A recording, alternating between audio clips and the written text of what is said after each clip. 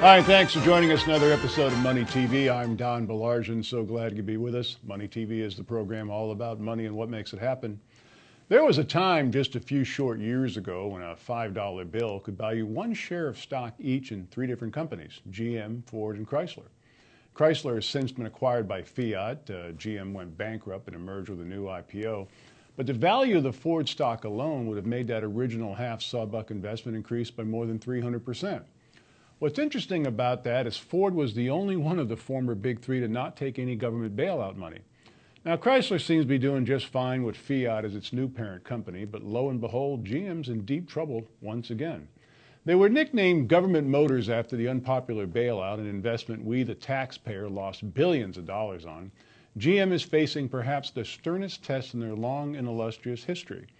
Now, there was a time where more than half of all cars sold in the U.S. were from GM. They had the industry figured out. People bought Chevys and Pontiacs early in their lives, and if they were successful, they would move up to Oldsmobiles, Buicks, and Cadillacs. GM was truly a juggernaut. Now, if you ask any old-time GM dealer what happened to GM in the late 70s and 80s, they'll tell you without hesitation, well, that's when the accountants took over the company from the car builders. GM built millions of very bad cars in those years, and once faithful customers began to shop elsewhere.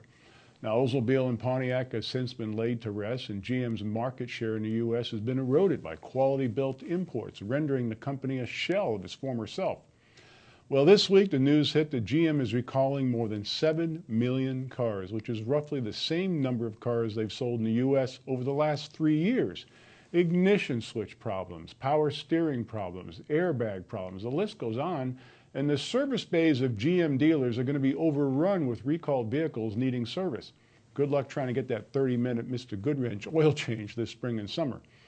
Now, there have been more than a dozen tragic deaths which have been blamed on GM auto defects, and it appears GM management chose to do little or nothing about it. Now, the new CEO, Mary Barra, testified before a House committee, but her role of CEO lately has turned from chief executive officer to chief excuse officer. The simple fact is this is going to cost GM hundreds of billions in repairs, lawsuits, and lost sales. They've already halted sales of some Chevy Cruze models, but I would bet the floor traffic at dealerships has lightened considerably as well.